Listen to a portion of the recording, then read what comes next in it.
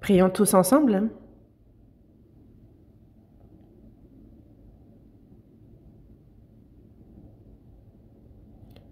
Dieu notre Père, toi qui nous aimes, toi qui es saint et miséricordieux. Dieu, nous étions dans le péché, nous te tournions le dos, nous étions éloignés, mais tu as eu pitié de nous. C'est quand nous ne te connaissions pas que le Seigneur Jésus, à notre place, mourut sur la croix et que par le précieux sang qu'il y versa, tu lavas éternellement tous nos péchés, fait que nous n'avons plus à recevoir ni le jugement ni la malédiction. C'est sans aucun mérite de notre part que tu nous as sauvés. Nous te remercions pour cette grande grâce. Tu as fait de nous tes enfants saints. Tu nous as donné l'espérance glorieuse de pouvoir entrer dans ton royaume éternel et désormais notre vie est seulement pour ta volonté, pour ta gloire. C'est ce que nous voulons. Ce monde, chaque jour, tourne mal. Et avec notre force, nous ne pouvons vaincre ce monde. C'est par ta parole, Seigneur, par la puissance de ton esprit que tu dois nous soutenir. Ce monde, nous pourrons vaincre toutes ces iniquités et vivre selon ta volonté le reste de notre vie. Pour cela, nous avons besoin de ta parole, de la puissance de ton Saint-Esprit. Soutiens-nous et guide-nous.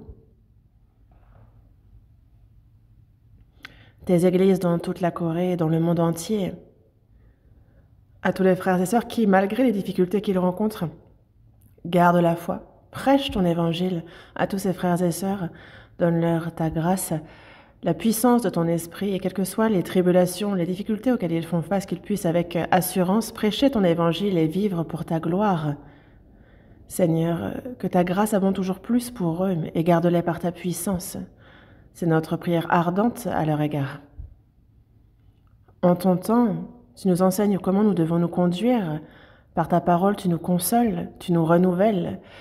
Dieu, notre Père, à cette heure encore, manifeste ta parole, ta volonté sainte, et fais-la nous connaître. Aide-nous à la comprendre. Nous avons prié au nom de notre Seigneur Jésus-Christ. Amen. Ouvrons la Bible, Évangile selon Luc, chapitre 15.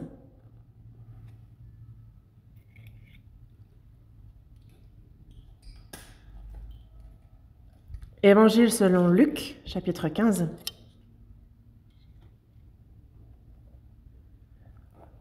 Du verset 1 au verset 24. Je lis. Évangile selon Luc, chapitre 15, du verset 1 au verset 24. Je lis. Tous les publicains et les gens de mauvaise vie s'approchaient de Jésus pour l'entendre. Et les pharisiens et les scribes murmuraient, disant, « Cet homme accueille des gens de mauvaise vie et mange avec eux. » Mais il leur dit cette parabole. « Quel homme d'entre vous, s'il a 100 brebis et qu'il en perde une, ne laisse les 99 autres dans le désert pour aller après celle qui est perdue, jusqu'à ce qu'il la retrouve. »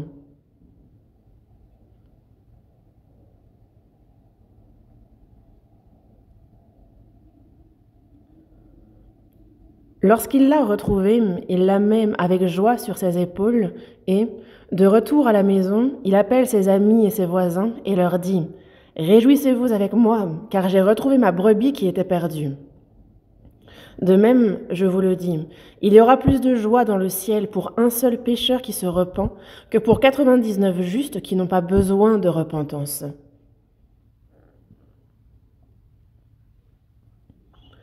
Ou quelle femme, si elle a 10 drachmes et qu'elle en perde une, n'allume une lampe, ne balaie la maison et ne cherche avec soin jusqu'à ce qu'elle la retrouve? Lorsqu'elle l'a retrouvée, elle appelle ses amis et ses voisines et dit « Réjouissez-vous avec moi, car j'ai retrouvé la drachme que j'avais perdue. » De même, je vous le dis, il y a de la joie devant les anges de Dieu pour un seul pécheur qui se repent. Il dit encore, un homme avait 2 fils. Le plus jeune dit à son père, « Mon père, donne-moi la part de bien qui doit me revenir. » Et le père leur partagea son bien. Peu de jours après, le plus jeune fils, ayant tout ramassé, partit pour un pays éloigné où il dissipa son bien en vivant dans la débauche. Lorsqu'il eut tout dépensé, une grande famine survint dans ce pays et il commença à se trouver dans le besoin. Il alla se mettre au service d'un des habitants du pays qui l'envoya dans ses champs garder les pourceaux. Il aurait bien voulu se rassasier des carouges que mangeaient les pourceaux, mais personne ne lui en donnait.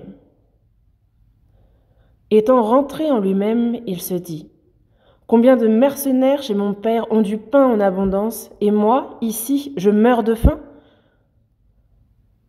Je me lèverai, j'irai vers mon père, et je lui dirai : mon père, j'ai péché contre le ciel et contre toi, je ne suis plus digne d'être appelé ton fils, traite-moi comme l'un de tes mercenaires. Et il se leva et alla vers son père.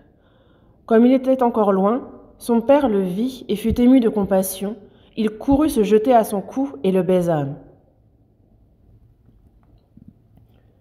Le fils lui dit : mon père, j'ai péché contre le ciel et contre toi, je ne suis plus digne d'être appelé ton fils. Mais le père dit à ses serviteurs : apportez vite la plus belle robe et l'en revêtez. Mettez-lui un anneau au doigt et des souliers aux pieds. Amenez le veau gras et tuez-le. Mangeons et réjouissons-nous. Car mon fils que voici était mort et il est revenu à la vie. Il était perdu et il est retrouvé. Et ils commencèrent à se réjouir.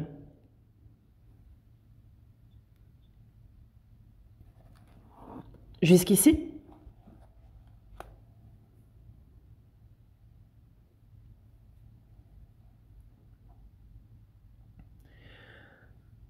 Aujourd'hui, c'est sur ce passage que nous allons nous concentrer pour réfléchir au titre de ce sermon qui aime l'œuvre de Dieu, Trinité qui sauve les pécheurs.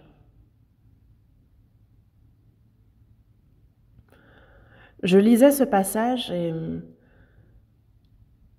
je voyais qu'il parle de l'œuvre du salut pour les pécheurs et c'est de la même chose dont il parle à 3 reprises et de manière différente, et je me suis demandé pourquoi. Donc je me suis arrêtée en détail sur ce passage et je me suis rendu compte que l'œuvre de Dieu qui sauve les âmes se présente sous 3 formes. Le Père, le Fils, le Saint-Esprit. Dieu, Trinité.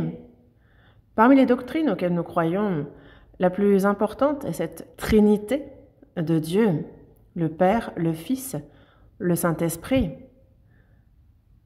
Ce n'est pas qu'il y a 3 dieux. Dieu est un seul être, mais il peut être vu sous 3 angles.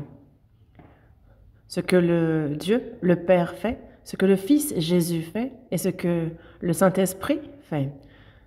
Ça se répartit. Et c'est pour cela que même moi, lorsque je fréquentais l'école de théologie, lorsque cela concernait la Trinité, que nous posions des questions, nous, avec notre entendement, avec la connaissance de ce monde, s'il y a bien un concept qu'il est difficile de comprendre, c'est la Trinité. Comment est-ce que Dieu peut être 1 et 3 ? Comment est-ce qu'il peut être 3 et 1 en même temps ?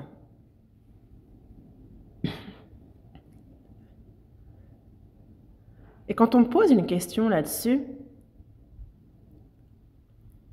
même le docteur doyen ne pouvait répondre à cette question. Il nous disait « tu demanderas à Dieu quand tu seras devant lui ». Il n'a pas tort. Nous, avec notre entendement, avec notre connaissance mondaine, pour ce qui est de Dieu, de son œuvre divine, il nous est difficile de discerner exactement son œuvre. Et c'est pour cela que ce que nous ne connaissons pas parfaitement, certainement ici dans ce monde, il nous le fera connaître clairement quand nous serons devant lui.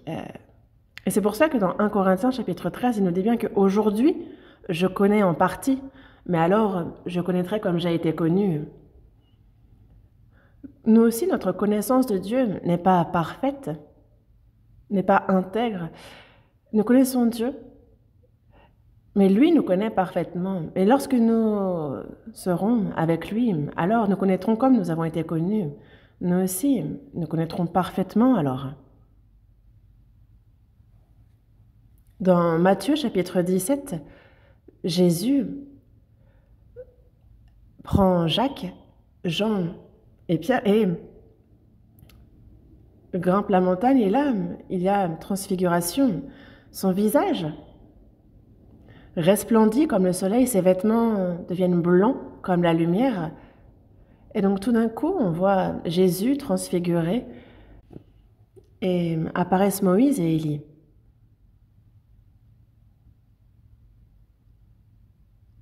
Mais Pierre a tout de suite reconnu Moïse et Élie, alors que Jésus ne les a pas présentés. Il ne leur a pas dit « Saluez-les, voici Moïse, le premier prophète de l'Ancien Testament, et voyez ici un prophète en Israël qui prophétisait et qui a été enlevé vivant suivant les chars de feu. Ce n'est pas ainsi qu'il a présenté Élie ou Moïse. Mais comment est-ce que Pierre a pu reconnaître immédiatement Moïse et Élie, alors qu'ils sont venus 1500 ans avant même que Jésus ne vienne sur terre? Élie est même de bien avant. Et moi, je me dis que Pierre était confus, il appréciait le moment, il était déstabilisé, mais il disait justement, faisons-nous des tentes, une pour vous deux, une pour nous. Ne descendons pas, soyons ici, montons des tentes. Il avait l'air d'apprécier particulièrement ce qui se passe. Il a goûté momentanément au ciel, au royaume des cieux. Dans Matthieu chapitre 16, vers la fin de ce chapitre, le Seigneur dit « Je vous le dis en vérité, quelques-uns de ceux qui sont ici ne mourront point, qu'ils n'aient vu le Fils de l'homme venir dans son règne. » Mais Jésus est mort et Jésus n'était pas encore venu, mais il dit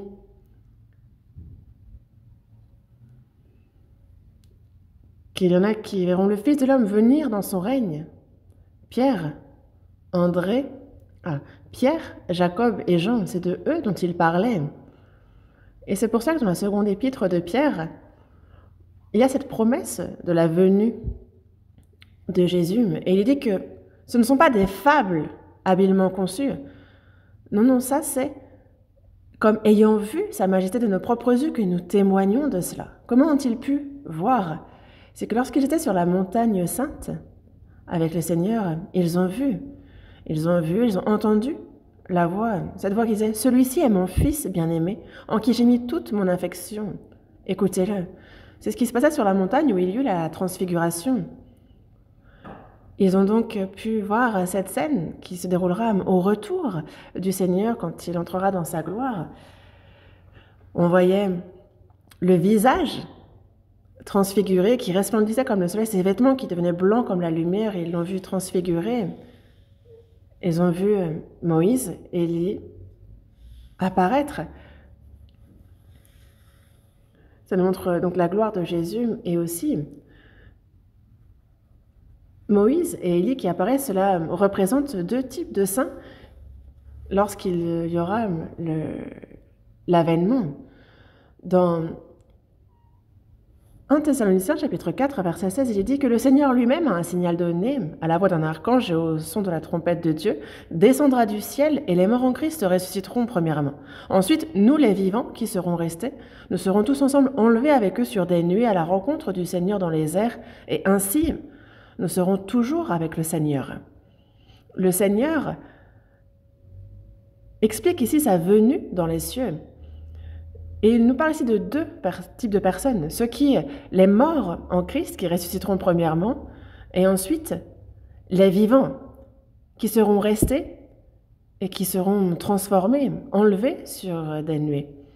Et donc Moïse et Élie représentent ces deux types de personnes qui seront enlevées. Ils représentent tous deux l'Ancien Testament, mais lorsque Jésus revient, on voit ici les deux formes de saints qui se présenteront devant Dieu. Moïse a vu de loin la terre de Canaan. Il a traversé et passé 40 ans dans le désert. Il n'est pas entré, mais il avait les yeux fixés sur Canaan. Il est mort sur la montagne, Dieu l'y a tué. Élie, lui, a été pris vivant, enlevé vivant. Il n'a pas connu la mort, il a été enlevé. Ils sont deux. Enoch et Élie, comme la Bible nous le dit, à avoir connu cette expérience-là. Moïse, donc, représente ceux qui, c'est les morts en Christ, qui ressusciteront premièrement à l'avènement de Jésus. Et Élie, lui, nous parle des vivants qui seront restés, qui ne connaîtront pas la mort et qui seront enlevés de leur vivant. Il représente ces deux aspects des saints qui seront enlevés. Lorsque le Seigneur reviendra, et donc il a montré ce qui se passera momentanément, mais ce dont moi j'aimerais vous parler, c'est que comment est-ce que Pierre, lui, a pu reconnaître Moïse et Élie? En fait, nous, quand le Seigneur reviendra, nous aussi, ce sera un corps divin dont nous serons revêtus. Dans la première épître de Jean, chapitre 3, il dit que nous savons que lorsque donc cela sera manifesté, nous serons semblables à lui parce que nous le verrons tel qu'il est. Ceux qui ne sont pas transformés ne pourront pas voir le Seigneur lors de son retour. Parce que nous savons que lorsque cela sera manifesté, nous serons semblables à lui parce que nous le verrons tel qu'il est. Nous, comme dans Philippiens chapitre 3, verset 21, il a dit « Transformer le corps de notre humiliation en le rendant semblable au corps de sa gloire par le pouvoir qu'il a de s'assujettir toutes choses. » Notre corps d'humiliation sera transformé pour un corps de gloire à l'image du Seigneur. Mais il n'est pas seulement notre corps qui sera transformé, mais notre connaissance. Aussi, nous connaîtrons comme nous avons été connus, comme Dieu nous a connus. Ainsi, nous pourrons reconnaître le Seigneur et nous pourrons reconnaître « Ah, c'est Moïse. Ah, c'est Abraham. Ah, lui, c'est l'apôtre Paul, remarquable apôtre du Nouveau Testament qui est...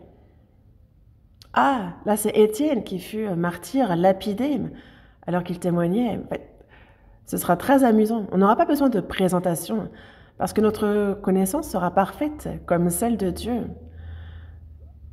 Nous, de notre vivant sur cette terre, nous ne connaissons pas parfaitement, mais alors nous connaîtrons comme nous avons été connus.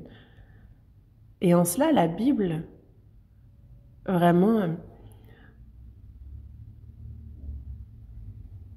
contient des choses qui nous sont difficiles à comprendre par notre entendement, et la Trinité en fait partie, le Père, le Fils, le Saint-Esprit. Et ils sont tous un. C'est Dieu. Et c'est pour cela que dans Philippiens, chapitre 2, verset 6 aussi, en parlant de Jésus, il est dit qu'il existe en forme de Dieu. Et il n'a point regardé comme une proie à arracher d'être égal avec Dieu. Il a été fait homme, mais Jésus est égal à Dieu le Créateur. Mais il a laissé cette place, là où il était égal avec Dieu pour avoir été fait homme. Il est le Dieu créateur, mais il a été revêtu d'un corps d'homme. Il est venu dans ce monde où il passa 33 années de sa vie. Il mourut, ressuscita et est retourné à Dieu. Ainsi, et Jésus aussi est égal à Dieu. Ils sont un. Et nous parlons du Saint-Esprit. Nous disons le Saint-Esprit, le Père, le Fils serait plus élevé que le Saint-Esprit. Non, ils sont égaux. Dieu le Père, Dieu le Fils, Jésus est Les gens n'ont pas l'habitude, grammaticalement parlant, en coréen, d'honorer le Saint-Esprit aussi. Mais moi, j'ajouterais bien la petite particule en coréen qui honorifie le Saint-Esprit aussi, comme on la met pour Jésus ou pour Dieu. On pourrait dire l'utiliser quand on parle du Saint-Esprit aussi, parce qu'il est égal à Dieu. Et donc dans ce passage de Luc chapitre 15, on a le Père, le Fils et le Saint-Esprit. Et on voit l'œuvre du salut des pécheurs. Et on voit en quoi chacun a une part dans cette œuvre, et cette part est différente pour les trois. Au départ, on voit Jésus, le Fils, qui, en bon berger,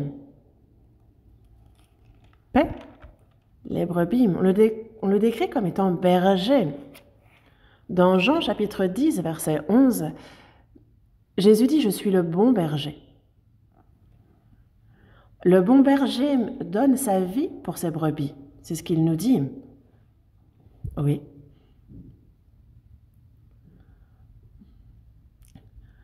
Dans Jean chapitre 10, verset 14, il redit de nouveau que le bon berger donne sa vie pour ses brebis.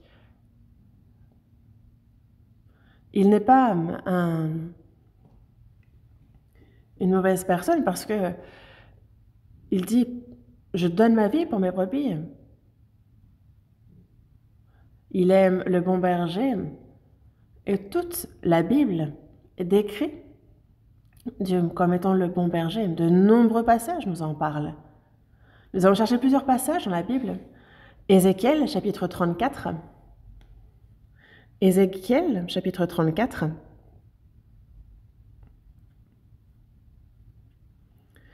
Ézéchiel, chapitre 34, versets 11 et 12. Versets 11 et 12. Car ainsi parle le Seigneur l'Éternel. Voici, j'aurai soin moi-même de mes brebis, et j'en ferai la revue.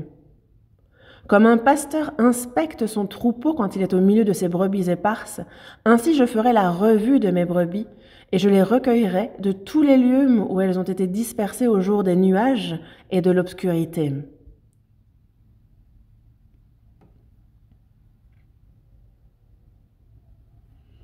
Dans Ézéchiel, c'est 600 ans avant que Jésus ne vienne que ce livre a été rédigé. Et ici, de même,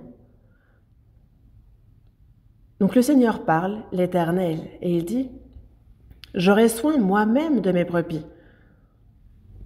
Il y a celles qui ont été dispersées, mais je les recueillerai de tous les lieux où elles ont été dispersées. » David, dans le psaume 23, lui qui a vécu 1000 ans avant que Jésus ne vienne, a dit « L'Éternel est mon berger, je ne manquerai de rien. L'Éternel est mon berger. » Et son peuple, ses brebis. Dans la Bible, on nous parle beaucoup des brebis.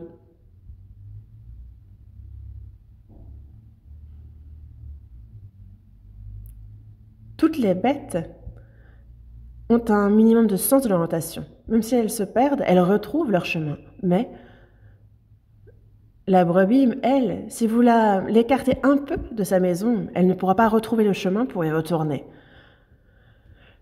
Elle est vraiment faible,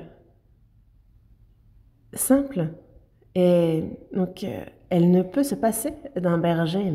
Et une brebis qui se serait éloignée de son berger est vraiment une proie pour les prédateurs. Et je me suis rendue en Mongolie, mais il y a de nombreux moutons, il y a beaucoup de chèvres, beaucoup de bœufs, de chevaux, mais parmi tous ces troupeaux-là, il y a beaucoup de moutons. Le loup, dans la journée, se cache au sommet des montagnes. Il se cache entre les rochers et le soir, le loup descend furtivement. Il pourrait s'en prendre à un seul mouton, mais non, il va tous les blesser. Et c'est pour cela qu'il faut que le berger protège ses brebis, qui sont faibles, insensés. Et une fois qu'un mouton a perdu sa route, alors il est très vite confus et il continue sur le mauvais chemin et sachez que tout le troupeau suit. Et si un tombe, tous tombent. Ils sont insensés, ils ne peuvent se passer d'un berger. Mais Dieu a dit être le berger, et il décrit les hommes comme étant des brebis. Et c'est pour cela que dans Isaïe, chapitre 53, il est dit que nous étions tous errants comme des brebis. Chacun suivait sa propre voie. Nous étions tous errants comme des brebis. Une brebis est une brebis, mais il y a ces brebis qui sont éloignées, qui se sont séparées de leur berger. Ces brebis qui suivent leur propre voie, qui suivent leur entêtement, qui suivent leurs désirs. Et nous étions tous errants comme des brebis qui n'avaient plus de berger, comme quelqu'un qui s'est éloigné de Dieu. Et alors on devient la pâture des loups. De même, et sous l'emprise du diable, on est traîné jusqu'en enfer. Et c'est pour cela que Dieu, lui, dit « cherchez ces brebis ». Dans Ézéchiel, chapitre 34, verset 15,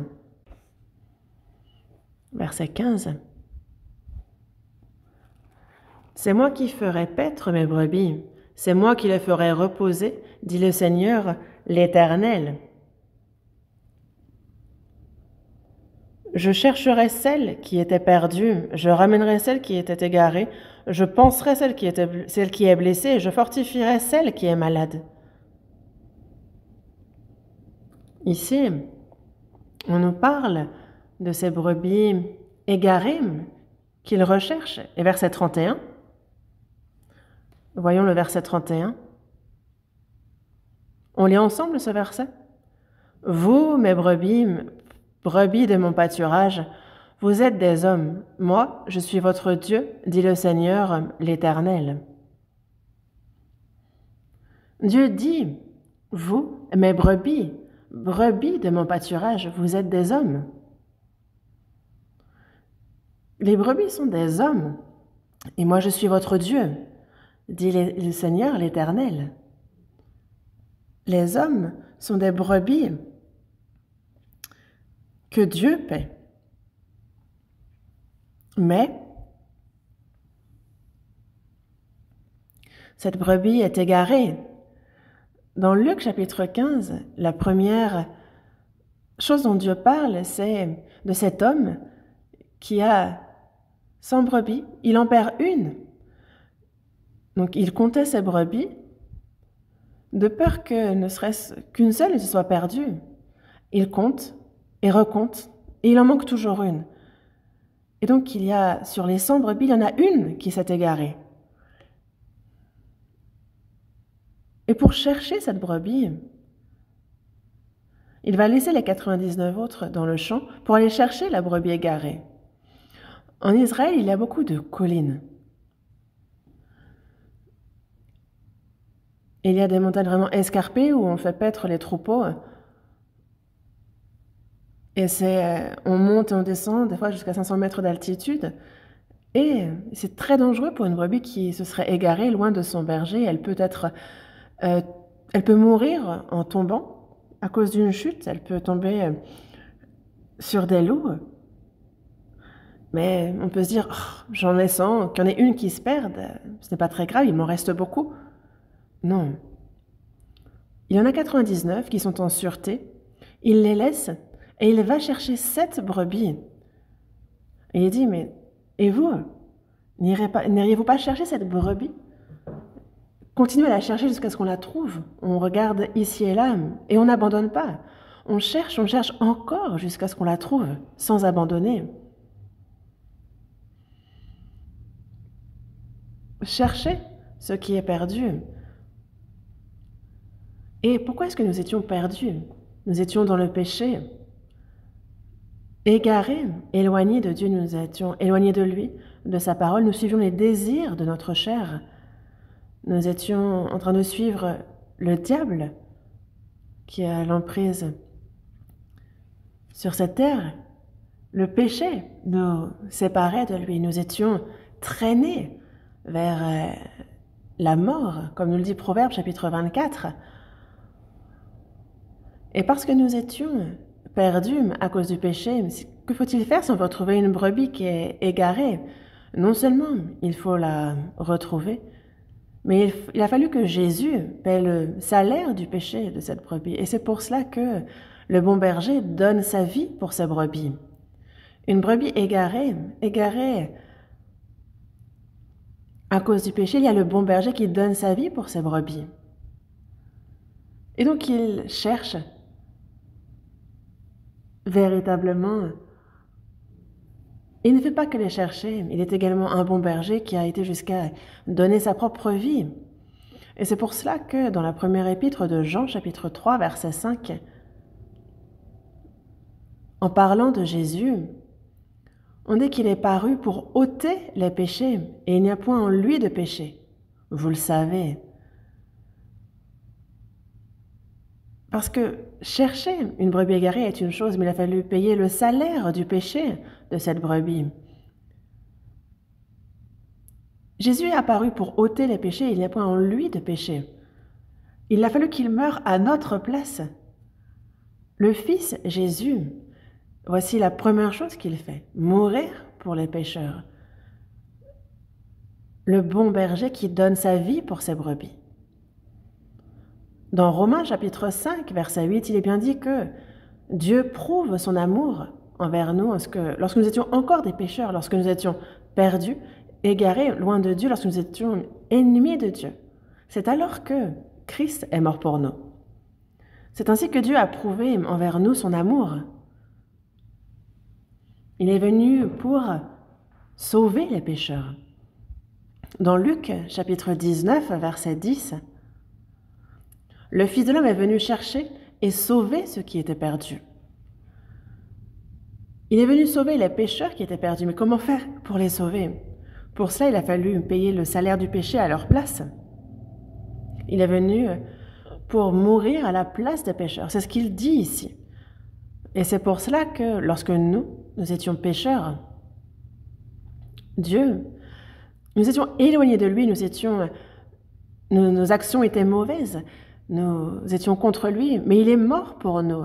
C'est ainsi qu'il a prouvé son amour pour nous, en donnant son Fils unique qu'il envoya sous forme d'homme, qui l'a livré comme victime expiatoire pour nos péchés.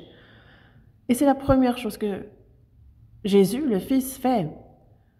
Ce qu'il a accompli sur la croix par sa mort, c'est donc le salut des brebis perdues. Et c'est pour cela que dans la première épître, à Timothée, chapitre 2, verset 6, il est dit qu'il s'est donné lui-même en rançon pour tous. C'est là le témoignage rendu en son propre temps. Jésus, c'est pour tous les pécheurs qu'il s'est donné lui-même en rançon. La rançon. Une rançon, c'est quelqu'un qui était vendu à prix d'argent. Si nous souhaitons libérer cette personne, il va falloir payer le prix de cette personne pour la libérer. Et l'argent qu'on donnait à ce moment-là, c'est ce qu'on appelait justement la rançon.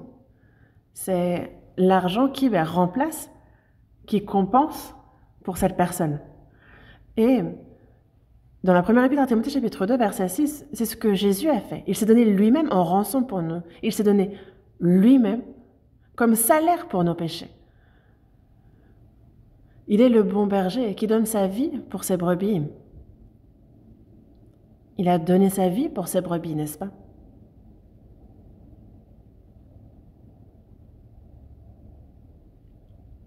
Dans la première épître de Pierre, cherchons ce passage. Première épître de Pierre, chapitre 3, verset 18. On va lire ce verset ensemble. Première épître de Pierre, chapitre 3.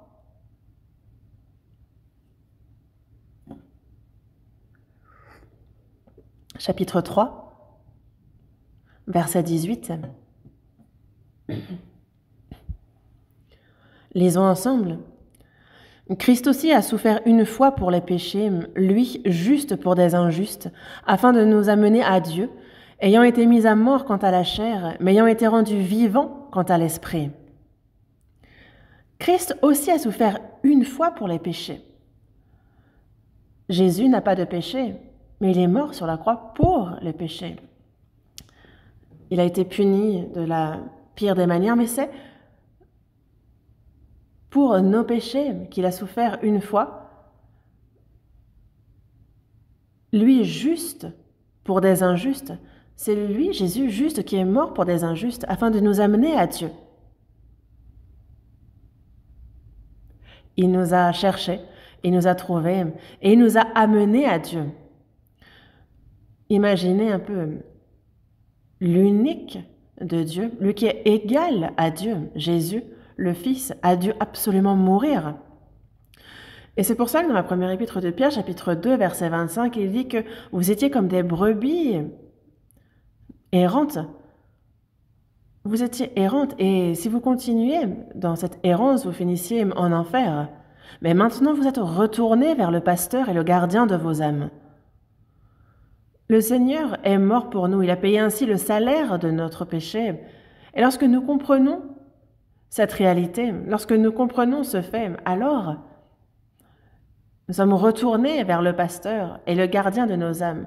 Désormais, nous qui sommes sauvés, nous ne sommes plus des brebis errantes, mais nous sommes des brebis retournées vers le pasteur, vers le gardien de nos âmes. Dans Matthieu chapitre 9, verset 36, il y a Jésus qui voit la foule en Israël, et il fut ému de compassion pour elle, parce qu'elle était languissante et abattue, comme des brebis qui n'ont point de berger, alors que c'est le peuple élu de Dieu. Israël ont des docteurs de la loi qui enseignent la loi, des sacrificateurs, des scribes qui enseignent la Bible, des guides, mais ils n'étaient pas leurs bergers. Et c'est pour ça que Jésus fut ému de compassion pour elle parce qu'elle était languissante et abattue comme des brebis qui n'ont point de berger. Dans Matthieu chapitre 18, verset 14, il dit bien que ce n'est pas la volonté de mon Père qu'un seul de ces petits ne se perde. Et Jésus dit un seul de ces petits, pas un seul. Parce que si un seul de ces petits se perd, c'est l'enfer. Et ça, ce n'est pas la volonté de mon Père. Parce qu'il y a cet âme, cet esprit, à l'image de Dieu, qui est en nous. Et c'est pour ça que l'homme est honoré.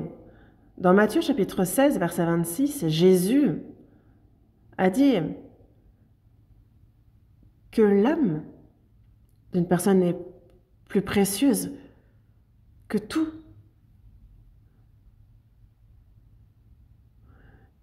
Que cette âme est si précieuse qu'il n'y a rien qui puisse compenser.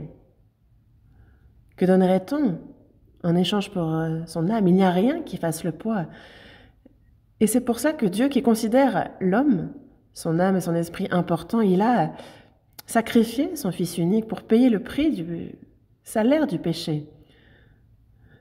Il y a Jésus, ce bon berger qui cherche la brebis égarée. Et qui est cette brebis? Le voisin arnaqueur et méchant, non. C'est chacun d'entre nous. J'étais une brebis errante devant Dieu. Dans 1 Timothée chapitre 1, verset 15, il est dit « C'est une parole certaine et entièrement digne d'être reçue que Jésus-Christ est venu dans le monde pour sauver les pécheurs dont je suis le premier. » Ce verset nous dit que l'apôtre Paul nous dit « Je suis le moindre de tous, je suis le premier des péchés. » Je suis le premier, donc si moi j'ai reçu le salut, qui ne pourrait pas le recevoir? Et Jésus-Christ est venu dans ce monde pour sauver les pécheurs. Et cette parole est certaine et entièrement digne d'être reçue.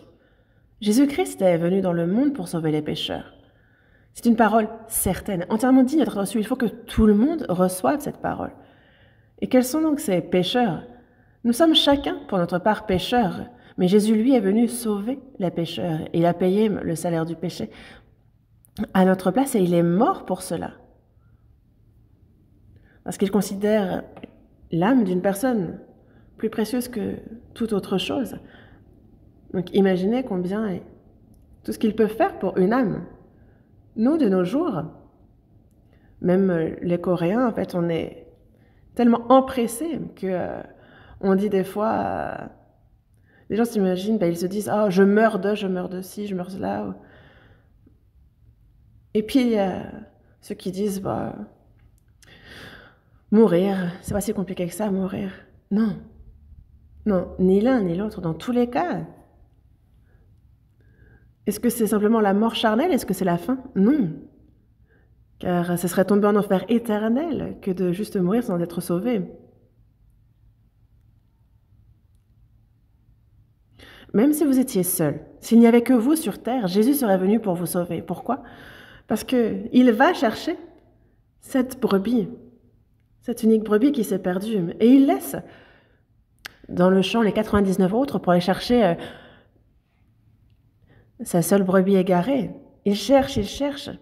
Et il a même été jusqu'à mourir pour racheter notre âme. Et lorsque nous avons compris et cru en sa grâce, nous avons rencontré notre berger.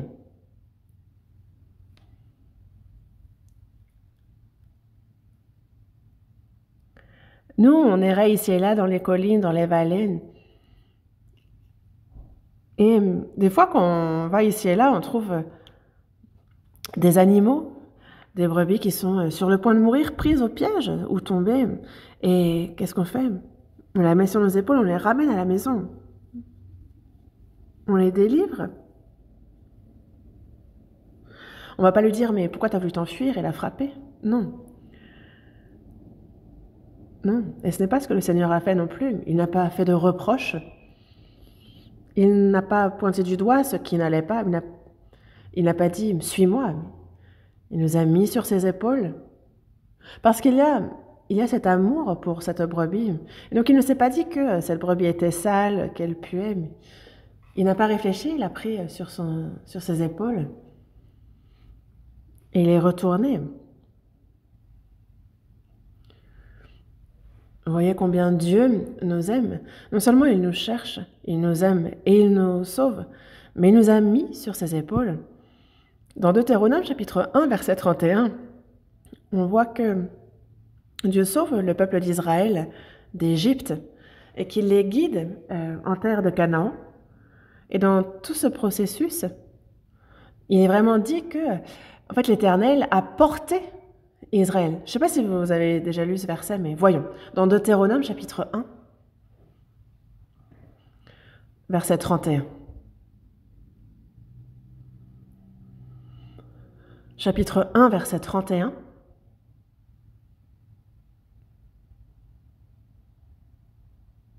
Lisons ensemble. Puis au désert, où tu as vu que l'Éternel, ton Dieu, t'a porté comme un homme porte son fils pendant toute la route que vous avez faite jusqu'à votre arrivée en ce lieu. Ici, il t'a porté comme un homme porte son fils. Tu as vu que l'Éternel, ton Dieu, il t'a porté. Dieu nous a portés. Il cherche ce pécheur, il le prend, le met sur ses épaules, nous porte. Et quand on imagine cette scène, alors nous pouvons voir combien est-ce que Dieu nous aime. On peut l'imaginer. Et nous pouvons dire, alors on réunit tout le monde et dit, oui, il y aura plus de joie dans le ciel pour un seul pécheur qui se repent que pour 99. On peut se réjouir tous ensemble d'avoir retrouvé cette brebis. On les réunit tous et j'ai retrouvé ma brebis, on se réjouit tous ensemble. Réjouissons-nous ensemble parce que j'ai retrouvé cette brebis perdue et on partage le festin.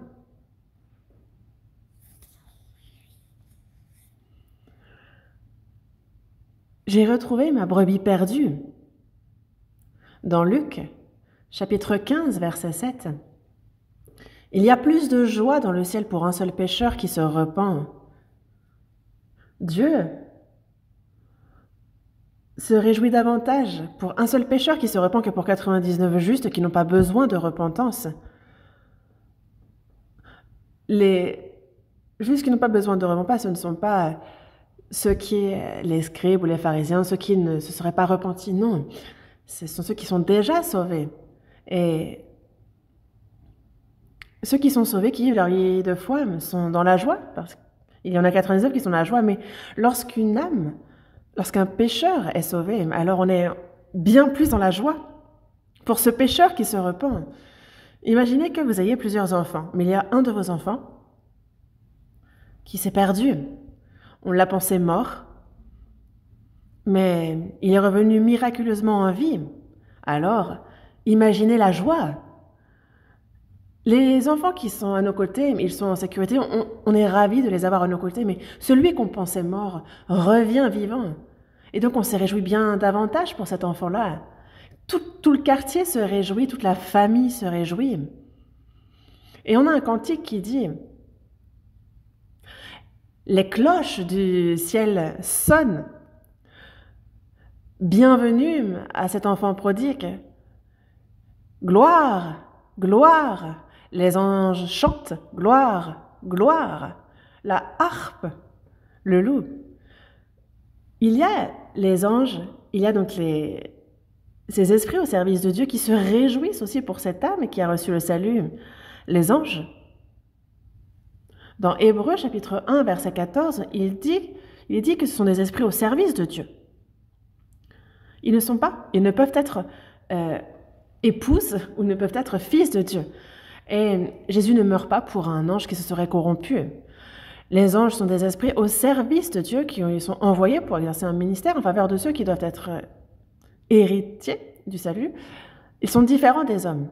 Ils servent Dieu, mais une personne sauvée, les saints qui vont entrer dans son royaume, ses enfants le servent, mais les anges sont là pour servir ses enfants. Et c'est pour cela qu'il est dans Matthieu chapitre 18, verset 10, « Gardez-vous de mépriser un seul de ces petits, car je vous dis que leurs anges dans les cieux voient continuellement la face de mon Père qui est dans les cieux. » Donc il rapporte. Une personne sauvée a un ange gardien, dirait-on, vous le saviez. Dans Daniel chapitre 12, verset 1, on voit le peuple d'Israël et il y a un ange, Michaël, qui est là. Israël, lorsqu'ils pêchent, ils sont complètement détruits. Mais lorsque Israël est rétabli, lorsqu'ils entrent en terre de Canaan, soudainement, il y a un chef d'armée qui sort une grande épée. Et Josué dit, mais qui es-tu? Tu es de notre côté ou tu es contre nous? Et justement, en fait, il y a l'ange Michaël qui dit, moi, non, je suis chef de votre armée. L'ange Michaël, qui est là pour le peuple d'Israël. Et donc, lorsqu'il y a bataille pour Dieu, comme dans Josué chapitre 23, verset 10, il dit « Un seul d'entre vous en poursuivait 1000, car l'Éternel, votre Dieu, combattait pour vous, comme il vous l'a dit. » Et donc, il se bat à travers, il sollicite les anges. Et il y a de nombreux versets ainsi dans la Bible qui nous en parlent. Il y a Sachérib en Assyrie qui cherchait à conquérir Israël et qui l'a encerclé, et il disait justement qu'il allait tous les tuer. Alors le roi Ézéchias est monté dans le temple et il y a cette lettre de menace reçue du roi Assuérus, et à Dieu il lui ouvre devant et il dit « Mais Dieu, que va-t-on faire? Regarde, il t'insulte. Est-ce que tu vas rester silencieux face à de telles personnes ?» Et peu de temps après, il y a le prophète Ésaïe qui vient lui dire « Ne t'inquiète pas, ce soir, ils seront tous morts. » Et c'est pour cela que il y a des anges, ce soir-là, qui n'ont laissé aucun des 185 000 soldats de l'armée d'Assyrie vivants. Tous sont morts. Dans Ésaïe, chapitre 37, c'est écrit « Israël n'a pas lancé une seule flèche, pas une. Les anges les ont tous tués à leur place. »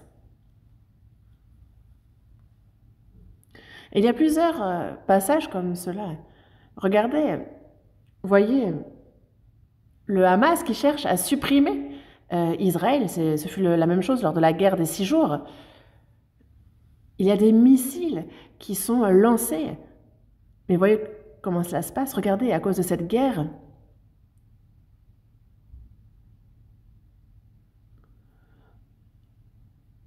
il y a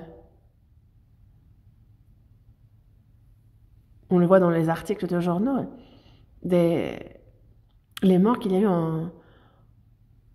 dans la bande de Gaza, et ils sont 46 000. Peut-être on ne sait pas, est-ce qu'ils ne vont pas tous mourir bientôt? Mais il ne faut pas s'en prendre à Israël. Dieu est de leur côté, et nul ne peut les vaincre si Dieu est de leur côté. Qui pourrait vaincre Dieu? Parce que si Israël disparaît de cette terre, alors la Bible deviendrait mensonge. Dans tous les cas, Dieu sollicite les anges, mais est-ce qu'il ne fait qu'aider Israël? Il aide les saints sauvés aussi, il les garde. Et c'est pour cela que il dit bien justement de ne pas mépriser un seul de ces petits. Parce qu'il y a ces anges dans les cieux qui voient continuellement la face de mon Père et qui est dans les cieux, et donc ils rendent compte. Dans Actes, on voit Pierre qui est entré en prison, et le lendemain, sa tête lui sera coupée. Et il a vu Jacques mourir décapité quelques jours avant. Et donc les saints sont réunis à Jérusalem, et ils prient pour Pierre, demandant à Dieu de sauver l'apôtre Pierre. Et Dieu envoya un ange. Pierre lui a les fers aux mains, aux pieds. Et il dit, demain je rencontre le Seigneur. Il pense simplement à sa rencontre avec Dieu, et lui il s'endort profondément. L'ange dit, debout, debout, réveille-toi. Mais il est tellement bien endormi que l'ange réveilla Pierre en le frappant au côté.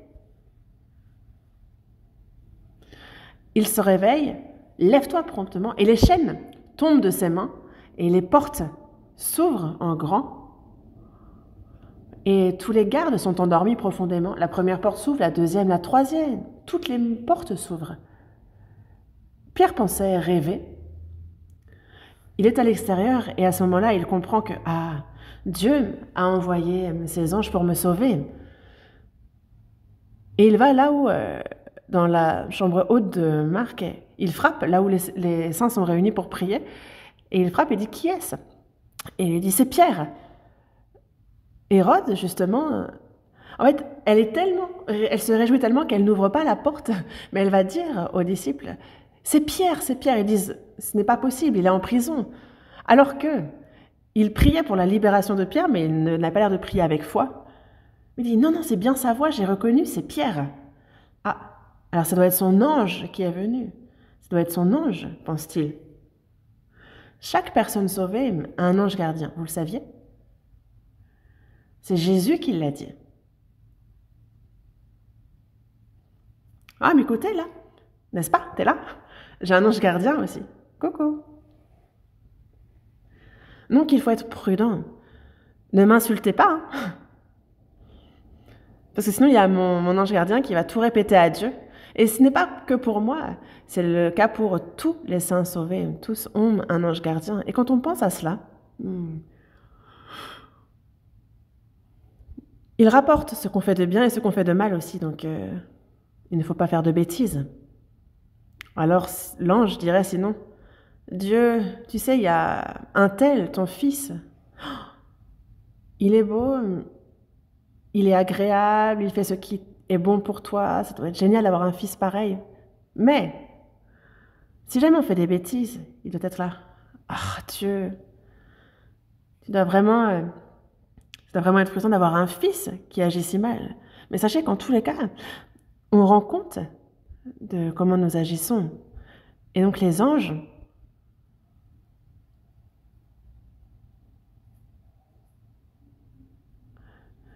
aussi se réjouissent lorsqu'une âme est sauvée. Il y a de la joie devant les anges de Dieu pour un seul pécheur qui se repent.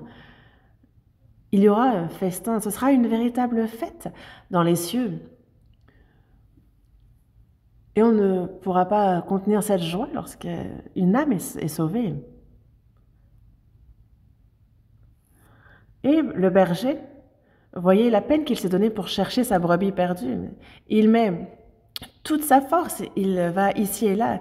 Et il ne pense plus, une fois qu'il a retrouvé sa brebis, aux efforts qu'il a fournis, non. Il se contente de se réjouir avec sa brebis. Il n'arrive pas à se contenir. Dieu aussi, vraiment, il se réjouit grandement en nous.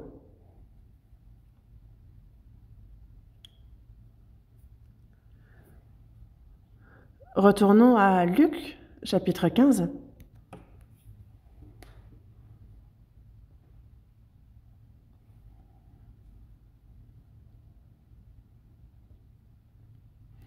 Chapitre 15 à partir du verset 8. On commence par lire le verset 7. De même, je vous le dis, il y aura plus de joie dans le ciel pour un seul pécheur qui se repent que pour 99 justes qui n'ont pas besoin de repentance. Et donc, nous qui sommes sauvés, on vit notre vie de foi, on se réjouit dans la communion et Dieu apprécie cela. Mais lorsqu'un pécheur reçoit le salut, Dieu se réjouit bien plus de cela. Pourquoi? Parce qu'il aime tant ce pécheur. 7 personnes. Il y a encore quelqu'un qui n'est pas sauvé ici. C'est une brebis errante qui est perdue. Il faut vite comprendre la grâce de Dieu, croire. Dans Colossiens chapitre 1, verset 6, il est dit « Il est au milieu de vous et dans le monde entier, il porte des fruits et il va grandissant. » Comme c'est aussi le cas parmi vous depuis le jour où vous avez entendu et connu la grâce de Dieu conformément à la vérité. Moi, je m'en réjouis, mais sachez que Dieu se réjouit encore bien davantage. Verset 8. « Ou quelle femme, si elle a 10 drachmes, et qu'elle en perde une, n'allume une lampe, ne balaie la maison, et ne cherche avec soin jusqu'à ce qu'elle la retrouve. Lorsqu'elle l'a retrouvée, elle appelle ses amis et ses voisines et dit « Réjouissez-vous avec moi, car j'ai retrouvé la drachme que j'avais perdue. » De même, je vous le dis, il y a de la joie devant les anges de Dieu pour un seul pécheur qui se repent.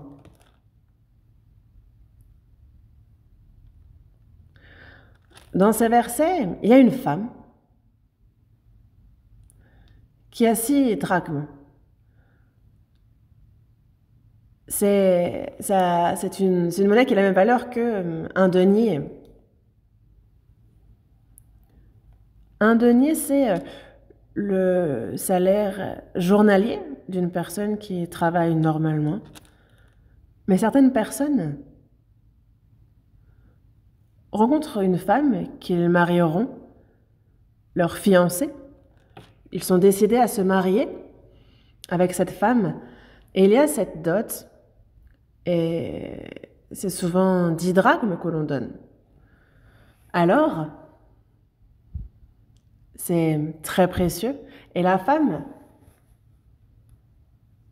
et donc juste met cela, s'orne sur la tête de cela. Et c'est très précieux pour elle. Mais ici, il y a une femme. Elle a 10 drachmes et elle en a perdu une. Une a disparu. Dans ces cas-là, au-delà de la perte en termes d'héritage, il y a son mari, son futur mari qui en a donné 10. Si elle en perd une, alors cela peut annuler le mariage. C'est vraiment crucial qu'elle la retrouve. Et c'est pour cela que cette femme, elle allume une lampe. Pourquoi elle allume une lampe? À l'époque, il n'y avait pas les baies vitrées, les fenêtres en verre. Les fenêtres à l'époque n'étaient pas comme nos fenêtres actuelles. C'était un trou dans le mur. En fait, c'était plutôt des trous dans le mur pour changer l'air, pour permettre à l'air de passer. Et donc, les maisons étaient obscures, sombres, et sans allumer, on ne peut voir ou trouver quelque chose qu'on a perdu.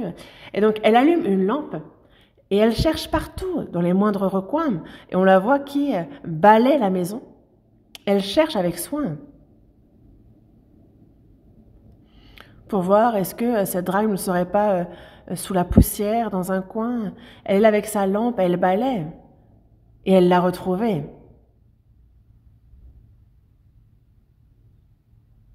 Lorsqu'elle l'a retrouvé, que fait-elle? Lorsqu'elle l'a retrouvé, elle appelle ses amis et ses voisines. Attendez. Elle appelle ses amis et ses voisines. Donc là, c'est un vrai festin.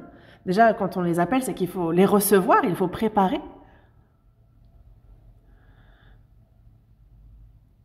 Et certainement que préparer ce festin pour ses amis et ses voisines lui coûteront bien plus cher que ces drachmes. Mais elle dit, après avoir appelé ses amis et ses voisines, « Réjouissez-vous avec moi, car j'ai retrouvé la drachme que j'avais perdue. » Elle a beaucoup d'autres choses à faire, mais elle a tout laissé de côté et s'est focalisée uniquement sur retrouver cette drachme. Et donc imaginez sa joie. Et elle ne pouvait garder ça pour elle, sauter dans son coin, non. Elle appelle ses amis et ses voisines et dit « Réjouissez-vous avec moi, car j'ai retrouvé la drachme que j'avais perdue. »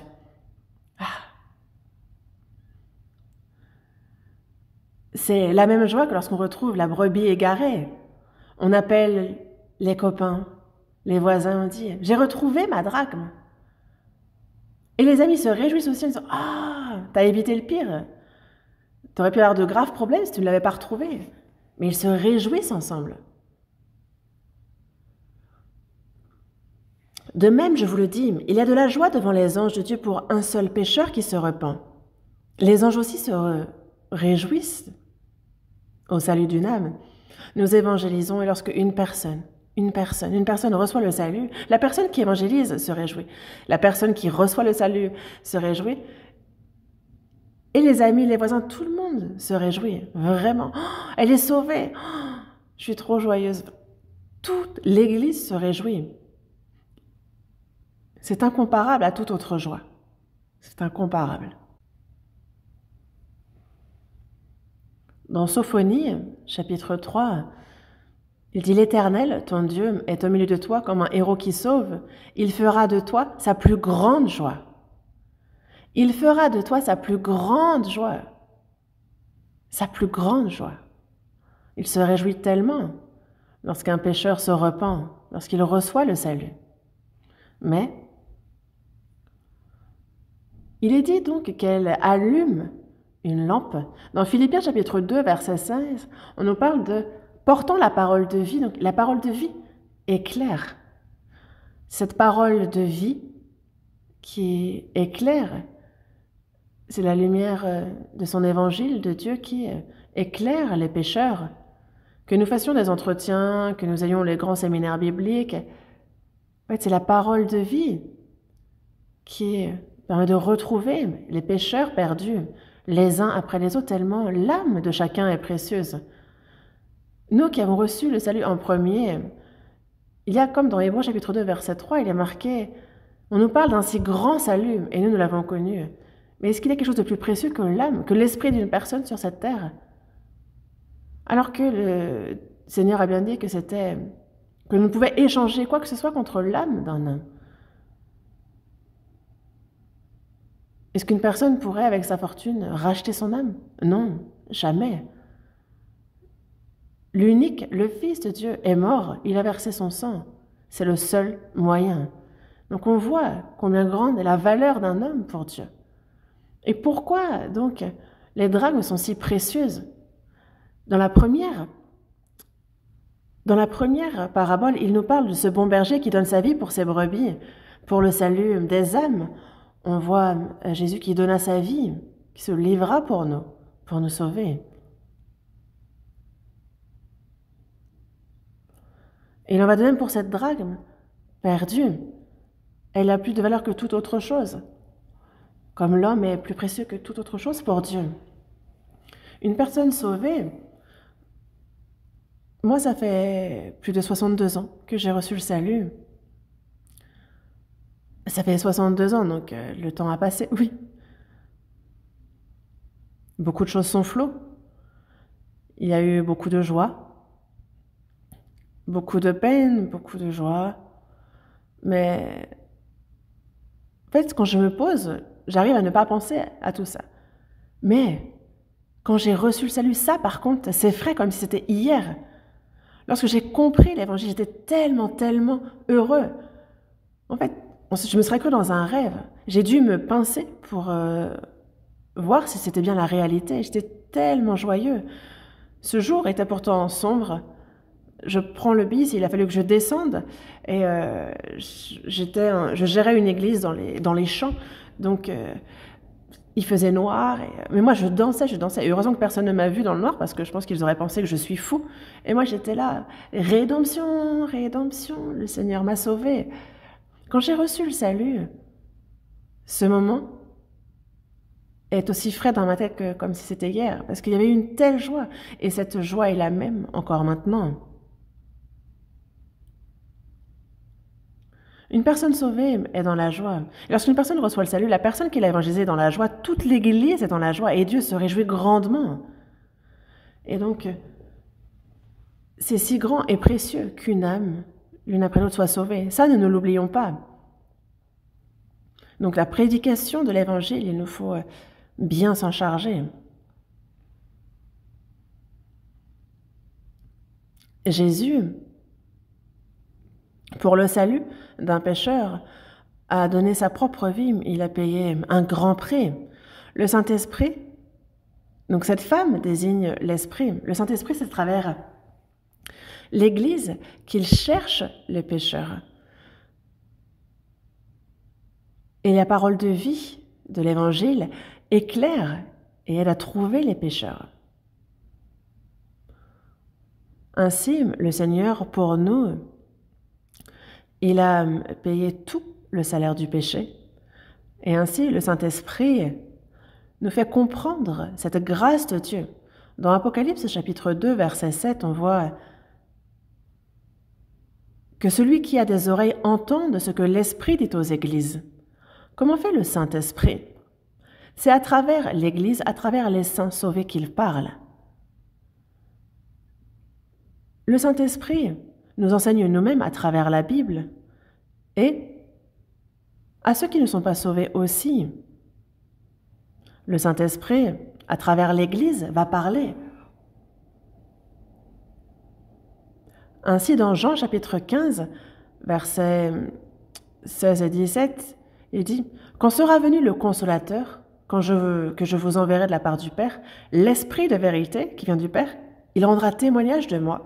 Et vous aussi, vous rendrez témoignage parce que vous êtes avec moi dès le commencement. » Donc, les personnes qui ont premièrement reçu le salut aussi témoignent. Le Saint-Esprit, c'est à travers nous. N'oubliez pas que c'est à travers nous qu'il accomplit le salut pour les âmes perdues. Dans Romains chapitre 10, verset 14, il dit « Comment donc invoqueront-ils celui en qui ils n'ont pas cru et comment croiront-ils en celui dont ils n'ont pas entendu parler ? Comment entendront-ils parler s'il n'y a personne qui prêche ?» Jésus, sur la croix, a accompli tout le salut, toute la rédemption éternelle. Mais s'il n'y a personne pour prêcher cela, alors, comment pourrait-il y croire? Comment pourrait-il le comprendre? Comment pourrait-il être sauvé? Comment en entendront-ils parler s'il n'y a personne qui prêche? Il faut écouter pour croire, pour comprendre. Mais si une personne sauvée se tait, alors personne ne peut être sauvé. Et c'est pour ça que Jésus, ressuscité, s'adresse à ses disciples en lui disant « Comme le Père m'a envoyé, moi aussi je vous envoie. » Jésus a été envoyé par le Père, il est mort sur la croix, il a versé tout son sang pour accomplir la rédemption. Et il a tout accompli sur la croix. Il ressuscite et il s'adresse désormais à ses disciples leur disant « Comme le Père m'a envoyé, moi aussi je vous envoie. » Il ne s'adresse pas seulement à ses disciples, mais à nous aussi. Je vous envoie. Jésus est mort sur la croix, il a accompli l'œuvre du salut, il a accompli la rédemption éternelle. Et nous, ce fait, nous y avons cru, nous l'avons compris, et nous devons le prêcher. Donc vous recevrez le Saint-Esprit. Et ceux à qui vous pardonnerez les péchés, ils leur seront pardonnés, et ceux à qui vous les retiendrez, ils leur seront retenus. Le Saint-Esprit, c'est à travers l'Église, les saints qui sont sauvés, qu'ils prêchent l'Évangile. Pour ce qui est de chercher une âme perdue, C'est ce que fait le Saint-Esprit. C'est le Saint-Esprit qui, à travers les saints qui sont sauvés, un peu comme cette femme, parce que cette femme ici désigne l'Église. L'Église, c'est le mot ecclésia, c'est un mot féminin. Donc il y a une femme qui désigne l'Église que le Seigneur accompagne, et à travers les saints sauvés, il y a l'évangile du Seigneur qui est prêché. Le Saint-Esprit prêche, et il dit ceux à qui vous pardonnerez les péchés, ils leur seront pardonnés. Lorsqu'on prêche cette vérité que Jésus accomplit sur la croix, alors les âmes peuvent être sauvées. Mais si on ne leur prêche pas, alors leurs péchés ne peuvent leur être pardonnés. Donc ça, c'est un vrai privilège. Et c'est pour ça que nous, il faut qu'au plus vite, nous fassions que les âmes, que les pécheurs soient sauvés. Parce que nous, si nous n'évangélisons pas, si nous qui sommes sauvés, nous fermons notre bouche, comment seront-ils sauvés? Que ce soit à votre famille, leur dire plusieurs fois, si vous n'écoutez pas, si vous n'êtes pas sauvés, vous irez en enfer. Moi, je vous l'ai dit plusieurs fois, je ne vais pas le répéter 100 000 fois. Est-ce que ça suffit?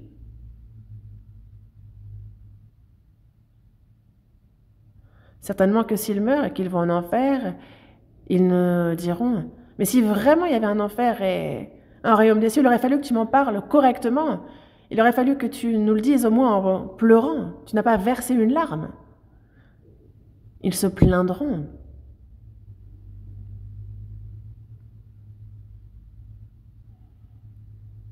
Cette drachme perdue dans la maison parle de ceux qui nous sont proches. Est-ce qu'on laisse ceux qui nous sont proches? Non, il faut chercher ma famille, mes proches, mes amis, notre prochain. C'est avec zèle désormais qu'avec une lampe, avec le balai, il nous faut chercher. Et c'est le Saint-Esprit qui nous aide à trouver. Ainsi, dans Actes, chapitre 1, verset 8, il est dit « Vous recevrez une puissance, le Saint-Esprit survenant sur vous, et vous serez mes témoins à Jérusalem, dans toute la Judée, dans la Samarie, et jusqu'aux extrémités de la terre. » C'est par la puissance du Saint-Esprit que l'Évangile est prêché. Et dans Romains, chapitre 1, verset 6, l'apôtre Paul dit « Ne pas avoir honte de l'Évangile. » Parce que c'est la puissance de Dieu pour le salut des hommes. Cet Évangile, à tous ceux qui croient en lui, c'est la puissance de Dieu. Cet Évangile, vous l'avez entendu. Et ça, il y a ce jour où nous avons entendu, nous avons compris l'Évangile du salut. Et quand on comprend cet Évangile, c'est le salut. Ceux qui nous critiquent disent, ils disent qu'il suffit de croire, mais que ça ne suffit pas, qu'il faut comprendre, qu'il faut réaliser. Il faut. Parce que justement, quand c'est tombé dans la bonne terre, c'est celui qui entend et qui comprend. Comprendre est important. Mais il nous insulte de manière étrange, sans fondement. Et c'est le Saint-Esprit qui nous fait comprendre. Et c'est pour cela que dans la première épître aux Corinthiens, chapitre 1, verset 21, Dieu dit bien que c'est par la folie de la prédication de la foi qu'il sauve les âmes. Ça paraît fou pour ceux qui ne sont pas sauvés, mais il se réjouit de sauver par justement cette folie de la prédication de la foi. Qu'ils écoutent, qu'ils n'écoutent pas, nous devons prêcher. Prêcher, évangéliser, prier, être témoin du Seigneur jusqu'au bout. C'est ce qui réjouit Dieu. Quand une âme est sauvée, comme il est écrit dans Sophonie chapitre 3, « L'Éternel, ton Dieu, est au milieu de toi comme un héros qui sauve, il fera de toi sa plus grande joie. » Il gardera le silence de son amour et aura pour toi des transports d'allégresse.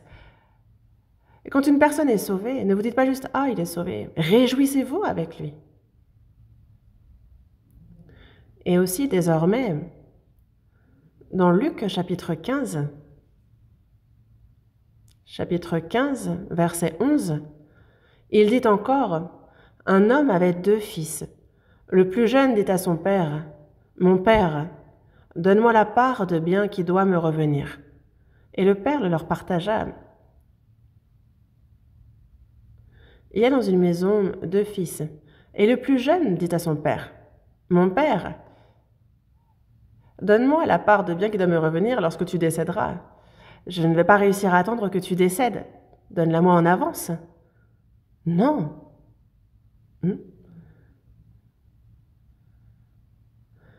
Tu vas oublier. Non, non, je ne vais pas oublier. Donne-moi. Donne-moi. Mais quel culot. Mais bon, si tu veux. Donc le père leur partagea son bien en avance avant même qu'il ne meure, alors que normalement l'héritage se donne après la mort. Il devait avoir une idée de ce qu'il voulait en faire, mais le plus jeune, donc a tout reçu certainement en espèces, il se lève, il va loin, et il avait un plan. Mais lui, ce qu'il en fit, c'est de la débauche et des mauvaises fréquentations, des mauvaises compagnies, et il s'amuse, il boit, et la nuit passe, il boit, devient fou, et tombe. Tout a été dépensé dans la débauche, et la famine sévit grandement. Et il n'a plus à manger, et il entre chez quelqu'un qui a des pourceaux. Et vraiment, un pourceau, déjà, ce n'est pas pur. Et donc, il y a tout un aspect divin derrière, mais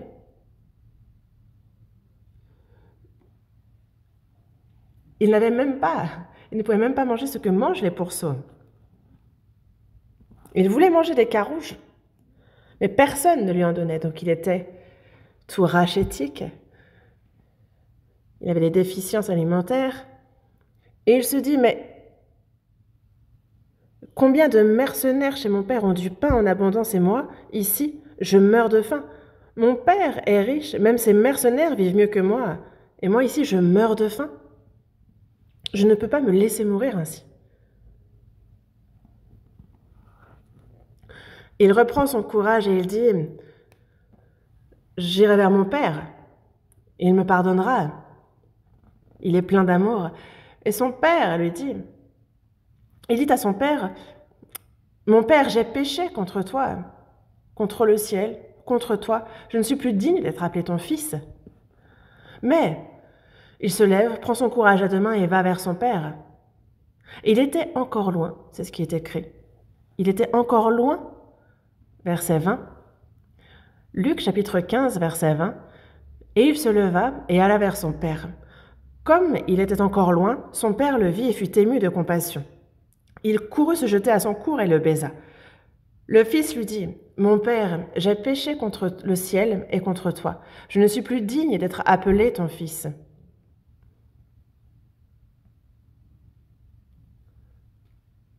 Considère-moi comme un mercenaire de chez toi. Mais il était encore loin, mais son père le vit. Après que son fils ait quitté la maison, le père n'a pas été tranquille un seul jour. Est-ce qu'il est tombé malade? Est-ce qu'il est sans logis? Est-ce qu'il n'est pas en train de mourir de faim? Est-ce qu'il est devenu SDF? Est-ce qu'il est malade? Peu importe, tout ce que le père voulait, c'est qu'il revienne. Un enfant abandonné revient. Dans le psaume 14, verset 2, l'Éternel du haut des cieux regarde les fils de l'homme pour voir s'il y a quelqu'un qui soit intelligent, qui cherche Dieu. Dieu regarde du haut des cieux si quelqu'un le cherche. Et tous les jours, il ne pense qu'à son fils.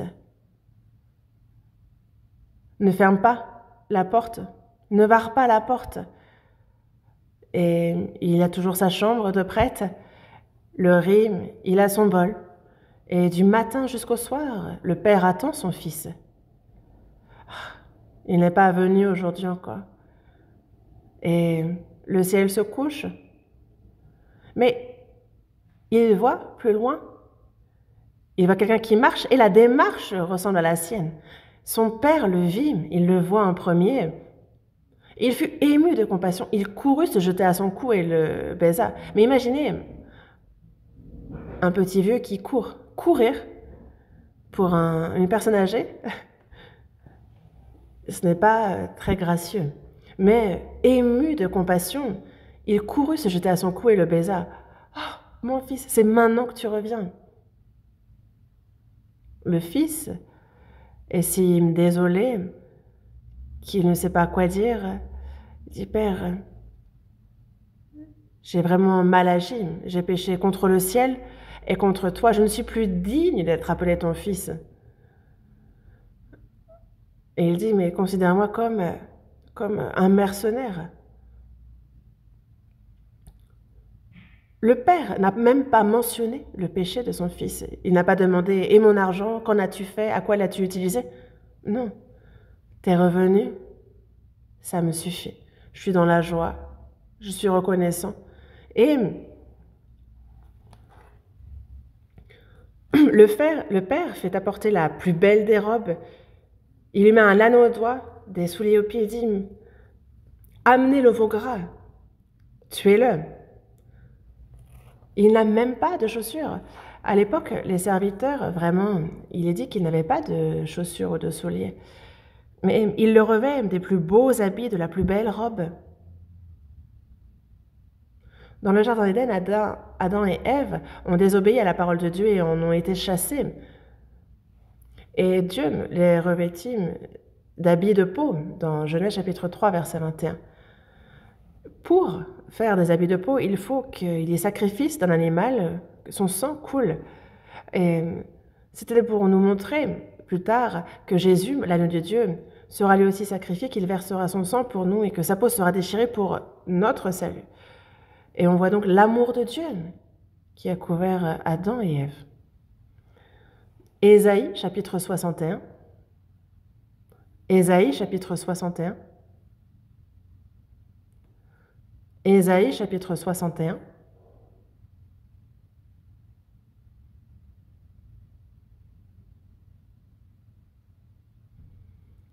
Verset 10. Lisons ensemble. « Je me réjouirai en l'Éternel, mon âme sera ravie d'allégresse en mon Dieu, car il m'a revêtu des vêtements du salut. Il m'a couvert du manteau de la délivrance, comme le fiancé sort d'un diadème, comme la fiancée se pare de ses joyaux. Je me réjouirai en l'Éternel. Mon âme sera ravie d'allégresse en mon Dieu. » Pourquoi? Parce qu'il m'a revêtu des vêtements du salut, de la plus belle robe. Moi, je me dépouille de ces vêtements souillés. Mais il m'a revêtu des vêtements du salut, de la plus belle robe, du manteau de la délivrance. Dans Ésaïe, chapitre 64, verset 6, il dit « Toute notre justice est comme un vêtement souillé. » Nous aurons beau nous considérer comme être justes, notre justice est comme un vêtement souillé devant Dieu. Cela n'est absolument pas utile. Dieu nous a revêtus des vêtements du salut. Jésus est mort, il a ressuscité et il nous a revêtus de ces habits, de ces vêtements du salut, de justice. Il m'a revêtu des vêtements du salut. Et c'est seulement par cette rédemption que nous avons été gratuitement justifiés par sa grâce, par le moyen de la rédemption qui est en Jésus-Christ. Et cette bague au doigt de son fils, c'est pour dire « Tu es mon fils ». Peu importe combien tu as dû pécher, ce n'est pas un problème tant que le fils revient. Parce que l'amour du Père est bien plus grand que le péché du Fils. L'amour de Dieu est largement suffisant pour pardonner tous nos péchés. Le Père n'a pas parlé du péché. Tu es mon fils, dans Jean chapitre 1, verset 12. Mais à tous ceux qui l'ont reçu, à ceux qui croient en son nom, elle a donné le pouvoir de devenir enfants de Dieu. Tu es mon fils. Il lui met des souliers pour marcher désormais, pour ne plus quitter le Père, pour vivre comme il se doit, pour prêcher l'Évangile. Et il dit aussi, amenez le veau gras. Lorsqu'il y a un invité d'honneur qui arrive, alors il y a ce veau gras que l'on sacrifie, mais qu'on a gardé précieusement jusqu'à ce qu'un invité d'honneur arrive. Ici, on le voit, il est revêtu de la plus belle robe, il a un anneau au doigt, des souliers aux pieds, et amenez le veau gras et tuez-le. Réjouissons-nous, mangeons, car mon fils que voici était mort, il est revenu à la vie, il était perdu et il est retrouvé. Le Père et le Fils prodigue se réjouissent ensemble. Et pour cela, c'est un veau gras qui a été sacrifié. Nous, pécheurs, sommes retournés à Dieu. Et pour que l'on puisse se réjouir avec Dieu, c'est Jésus, juste parmi les injustes, qui est mort comme un veau, comme un agneau. Il n'y a pas de plus grande grâce, de plus grand amour que cela. Il a couru et il s'est jeté à son cou et le baisa. Dieu tend la main vers les pécheurs. Il appelle son peuple. Encore maintenant, il tend les mains. Comme dans Ésaïe chapitre 44, verset 22. « J'efface tes transgressions comme un nuage et tes péchés comme une nuée. Reviens à moi, car je t'ai racheté. » Dieu tend les bras vers les pécheurs, leur disant « Revenez, revenez, il faut vite revenir, vous n'êtes pas encore revenus, revenez vite. » L'amour de Dieu, pour ceux qui le rejettent, il n'y a pas d'espérance pour eux. Dieu nous a donné un grand amour et c'est pour ça que dans 2 Pierre chapitre 3, versets 8 et 9, il est dit que Dieu use de patience envers nous, pécheurs, ne voulant qu'aucun périsse, mais voulant que tous arrivent à la repentance. Jésus, pour pardonner nos péchés, est mort sur la croix. Il avait éternellement nos péchés. Le Saint-Esprit est venu et à travers l'Église, le Saint-Esprit cherche les pécheurs et le Père, Dieu, lui patiente. C'est son Fils unique qu'il a donné en victime expiatoire sur la croix pour qu'il y meure. Le Saint-Esprit est envoyé pour témoigner de cela. Et à travers l'Église, il œuvre et le Père attend. Il use de patience, ne voulant qu'aucun périsse, mais voulant que tous arrivent à la repentance. Le Père court, le prend dans ses bras et le baise. L'amour du Père est inconditionnel. Ses bras sont infiniment grands pour recevoir son Fils. Le Fils confesse ses péchés, mais le Père, déjà, a pardonné tous ses péchés, et donc il n'en fait même plus mention. Dieu nous a accueillis. Et voyez combien grande est la grâce qu'il nous a accordée. Mon Fils était mort, mais il est revenu à la vie. Je l'avais perdu et je l'ai retrouvé. Mangeons et réjouissons-nous. Quand nous étions loin de Dieu, nous étions morts par nos péchés et nos iniquités. Nous qui étions morts par nos péchés et nos iniquités, nous a rendu la vie. Dans Romains chapitre 6, verset 11, « Regardez-vous comme morts au péché et comme vivants pour Dieu en Jésus-Christ. » Mon Fils était mort, mais il est revenu à la vie. Il était perdu et il est retrouvé. Et on voit combien il se réjouit grandement du salut d'une âme. Dieu considère une âme comme étant si précieuse et c'est pour cela que l'Évangile est prêché et que cela réjouit Dieu de voir un grand nombre d'âmes être sauvées. Il faut que nous aussi, nous nous réjouissions du salut des âmes. Une personne vient de recevoir le salut, que ce soit aux États-Unis, que ce soit en Afrique, que ce soit en Corée. Qu'une personne soit sauvée, alors nous pouvons être reconnaissants et nous réjouir avec Dieu. Le Seigneur n'est pas encore revenu, c'est qu'il y a encore des non-sauvés. Il use encore de patience, ne voulant qu'aucun périsse, voulant que tous arrivent à la repentance. Et nous, il nous faut prêcher cet évangile pour que les âmes égarées, il nous faut chercher ces pécheurs et ne pas repousser à plus tard, ne pas être paresseux, faire notre maximum pour leur prêcher. C'est ce qui est agréable à notre Père, Dieu. Et c'est le but pour lequel nous sommes sur cette terre. Je ne mourrai pas, je vivrai et je proclamerai les œuvres de l'Éternel. C'est dans le psaume 119, verset 89. Le but pour lequel nous ne mourrons pas et nous vivons, c'est pour prêcher l'évangile du Seigneur. Et c'est pour cela que nous, le reste de notre vie, il faut que nous fassions notre maximum. La semaine prochaine, moi, je serai en séminaire biblique à l'église de Guangzhou. Donc, merci de continuer à prier pour moi. Prions ensemble. Dieu notre Père, toi qui es miséricordieux, nous étions éloignés de toi et agissions dans le péché. Nous suivions les désirs de notre chair. Nous étions inimitiés contre toi, mais tu as eu pitié de nous, tu nous as aimés.